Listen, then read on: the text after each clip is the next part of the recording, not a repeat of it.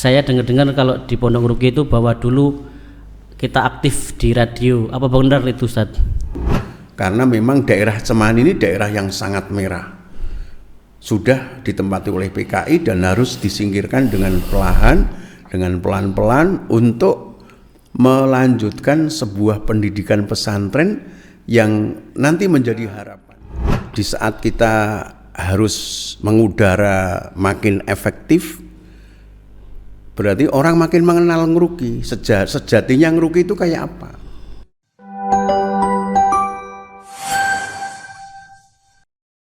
Bismillah, assalamualaikum warahmatullahi wabarakatuh. Alhamdulillah wassalatu wassalamu ala rasulillah wa ala alihi wa sahbihi wa mawalah. Alhamdulillah di pagi hari ini kita bisa menyapa pemirsa di channel kita di YouTube Pondok Nguruki. Di pagi hari ini kita akan memulai podcast perdana kita, yaitu tentang apa sih yang membuat Pondok Nguruki sekarang bermain dengan podcast dan bagaimana sejarah yang muncul sehingga Pondok Nguruki sekarang sudah mempunyai studio seperti ini gitu. Nah, sebentar lagi kita akan berbincang hangat dengan mudir kita, Ustadz Yahya Abdurrahman. Assalamualaikum Ustadz. Waalaikumsalam warahmatullahi wabarakatuh. Bagaimana kabarnya Ustadz? Alhamdulillah ala kulli hal, kabar baik dan dalam sebuah aktivitas yang sangat terbaik. Alhamdulillah, kami cukup senang mendengarkan kabar Ustadz sehat. Ustadz, kita langsung saja kita akan membahas beberapa hal mengenai podcast dan sejarahnya. Kita ingin melihat Pondok Nguruki itu sebetulnya di bidang sejarah itu seperti apa. Saya dengar-dengar kalau di Pondok Nguruki itu bahwa dulu kita aktif di radio. Apa benar itu, Ustadz? Iya, jadi sebelum kita memiliki pondok pesantren Al-Mu'min Nguruki, beliau-beliau ini memang memiliki sebuah aktivitas dakwah yang waktu itu dakwahnya sangat luar biasa beliau-beliau ini, dan jamaahnya juga luar biasa. Dan di antara kegiatan dakwah itu terpusatkan di Masjid Kauman. Di samping itu juga dakwah melalui radio yang waktu itu tentunya kerjasama dengan radio ABC yang milik Al Irsyad itu, sehingga proses dakwah yang melalui radio ternyata menjanjikan dan bisa diterima oleh masyarakat, dan kemudian masyarakat sangat antusias. Kemudian setelah proses perkembangan yang sangat menggembirakan itu, tentunya beliau-beliau ini kemudian mengembangkan sistem dakwah itu melalui gelombang radio tentunya, yang akhirnya kemudian beliau ini membuat radio yang namanya RADIS, Radio Dakwah Islamiyah Surakarta. RADIS ini ternyata memiliki sebuah proses yang sangat luar biasa, animo masyarakat juga sangat luar biasa, dan pengisinya juga sangat menarik, sangat luar biasa, yang akhirnya karena Solo ini adalah daerah yang merah sejak masa PKI dan pasca PKI itu memang daerah merah, maka RADIS itu dianggap radio yang radikal, radio yang keras isinya, dakwahnya dan sebagainya, yang akhirnya Radio Dakwah Islamiyah Surakarta itu kemudian ditutup oleh pihak yang berwajib, dan akhirnya kemudian beliau-beliau ini tetap melaksanakan dakwahnya, tetapi dakwah yang offline di masjid-masjid, utamanya adalah di Masjid Kauman Solo yang sangat luar biasa, dan pesertanya mayoritasnya adalah kaum pedagang yang ada di Pasar Klewer Di samping itu juga masyarakat umum yang memang sangat menarik, karena dai-dainya memang pada saat itu sangat menarik. Di antara dai-dai yang terus waktu itu kondang, di antaranya Ustadz Abu Bakar Ba'asyir, Ustadz Abdullah Sungkar, Ustadz Hasan Basri, dan tentunya juga bergabung di dalamnya termasuk Ustadz Abdullah Topel dan Ustadz Abdullah Marzuki. Itu tokoh-tokoh yang bergerak di masa itu, karena memang Solo membutuhkan sebuah pergerakan dakwah ya, yang kemudian sampai berakhir dalam sebuah proses dakwah ini cukup mengadakan sebuah perubahan kondisi Solo Raya utamanya. Itu kira-kira singkatnya yang bisa kami ceritakan yang terkait dengan dakwah ya Islamiyah. Berarti itu dengan awal dari pengajian, kemudian ada radio ABC Al-Irsyad broadcasting, itu kemudian ada radio dakwah Islam Indonesia, itu berarti Islam Surakarta ya Ustaz ya? Ya. Jadi itu sangat berpengaruh besar ya Ustaz ya? Sangat berpengaruh besar terhadap perubahan kondisi Solo Raya, utamanya perubahan-perubahan yang terkait dengan perkembangan dakwah Islamiyah. Kemudian Ustaz, dengan adanya dulu kita punya sejarah yang mentereng di peradioan, terus kenapa kita sekarang mengadakan podcast ini Ustaz? Apakah kita akan menjadi estafet seperti dulu kita sebagai singa di media radio, sekarang kita di YouTube di podcast ini Ustaz? Ya, tentunya kita akan menginginkan sebuah perjalanan hidup para dai dan para penggagas dakwah di Solo Raya ini.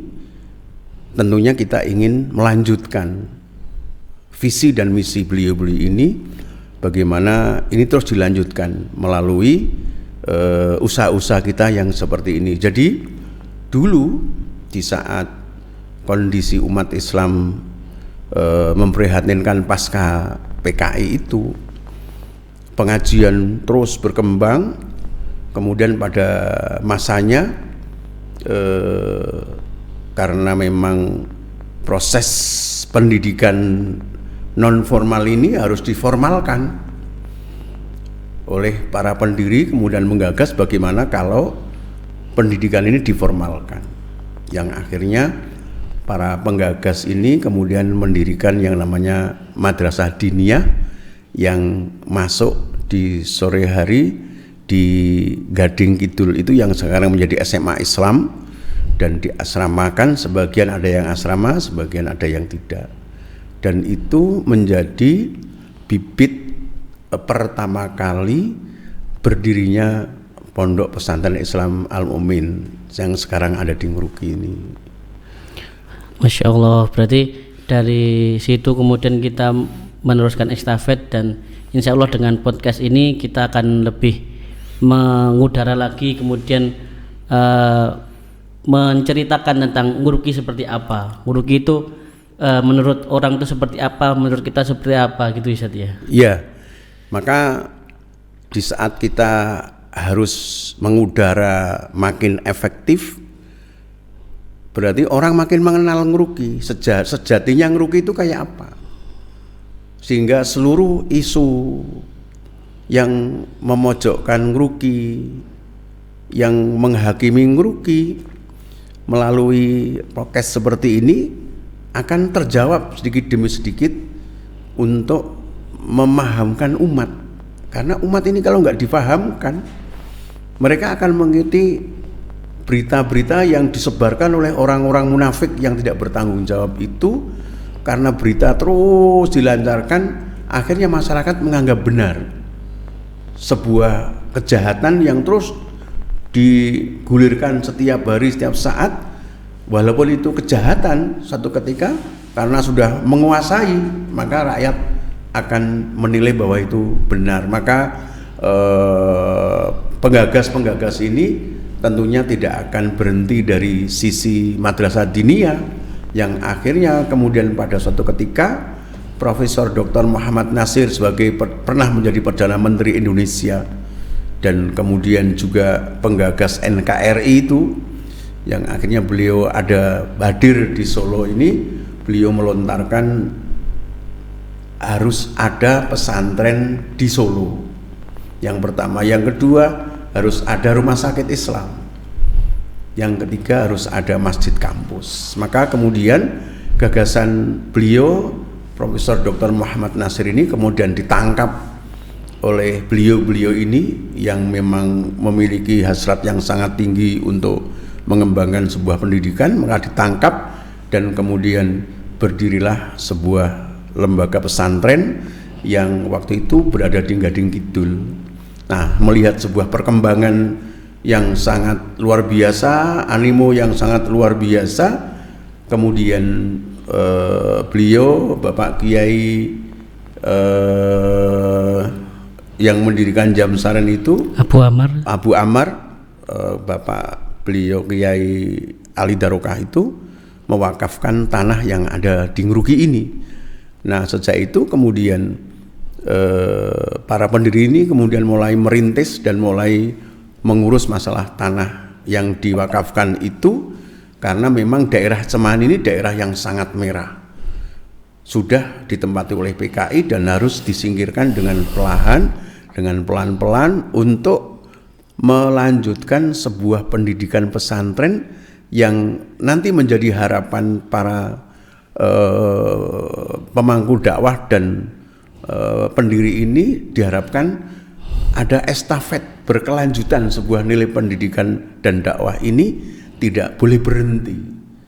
Walaupun beliau-beliau sudah pada meninggal, tetapi dakwah yang diemban oleh beliau-beliau ini harus terus berjalan, tidak boleh stagnan dan tidak boleh berhenti. Maka dengan adanya tempat yang kayak begini ini yang dikelola oleh kita saat ini pada hakikatnya adalah melanjutkan cita-cita beliau-beliau itu dalam mengembangkan dakwah melalui net, melalui udara. Karena sudah pada saatnya kita ini, zaman kita ini, kita memang harus banyak memanfaatkan sarana-sarana elektronik ini, kita manfaatkan untuk dakwah dengan seluas-luasnya, sesering-seringnya, untuk menyaingi orang-orang yang ingin merusak nilai Islam dan ingin merusak masyarakat Indonesia dan ingin menyesatkan faham-faham yang sesat dari agama Islam yang sesungguhnya dan yang sebenarnya.